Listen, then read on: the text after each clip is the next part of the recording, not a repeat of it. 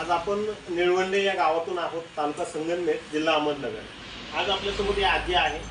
या आजी आजी तुमचं नाव सांगा. विमल बाबासाहेब ओके. उदगीर. विमल फुगेडे यांचं नाव आहे. आणि आज जर बघायला गेलं तर यांना आधी काय त्रास होता असं आपण ते बघणार आहोत. आजी तुम्हाला आधी काय त्रास होता ते सांगा. आणि आधी शुगर कमी झाली होती. आधी शुगर वाढली होती, त्याच्यानंतर पाच कमी झाली, 40 वर होती. त्याच्यानंतर रक्त कमी पडलं. ओके. आणि पोटाला गॅस धरायचं. जेवण केलं का एक 70 भाकर खाली का गॅस धरायचं.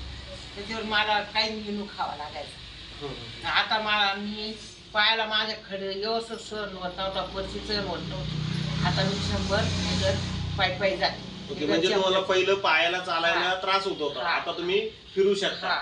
ओके. म्हणजे तुम्ही हे संजीवन ज्यूस घेतल्यामुळे आता तुम्हाला चालता फिरता यायला लागलं, पहिले फिरता येत नव्हतं. ओके. तुम्ही हॉस्पिटलला किती दिवस ऍडमिट होता? 15 दिवस. 15 दिवस ऍडमिट होता. आणि हॉस्पिटलला किती खर्च केला तुम्ही? 1.5 लाख. 1.5 लाख रुपये खर्च केला. तरी पण तुम्हाला वाम यायचे, वाम बंद झाली. ओके. असं म्हणजे तुमचं आता पूर्ण बॉडी रिकव्हर झाली. आता तुमचं पोट रेग्युलर साफ होतं का? पहिले गॅस धरत होतं. किडनीला थोडी सूज आली होती. किडनीला सूज आली होती, ती पण राहिली आता. ओके. किडनीची सूज पण कमी झाली आहे. ओके. आणि आता शुगरला काय तुम्हाला फरक वाटतोय? आता मला असं वर पाहिलं का गरगरायचं, आता गरगरत नाही. म्हणजे तुमची शुगर आता मेंटेन झाल्यामुळे यांना जे शुगरचे लक्षण आहे, चक्कर येणे, डोळ्याचे जे काही आणि डोळ्यातून आहे ना आता पहिलं आधार आहे, आता चिकट पाणी निघू राहिलं डोळ्यातून. ओके.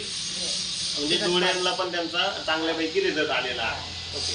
आधी आता तुम्ही हे सगळं औषध किती दिवस घेतलं? 10 दिवस झाले. 10 दिवस झाले. बघा, आज 10 दिवसात एवढा भारी रिझल्ट या आजींना आलेला आहे. यांचे हातपाय दुखत होते, ते दुखायला थांबले.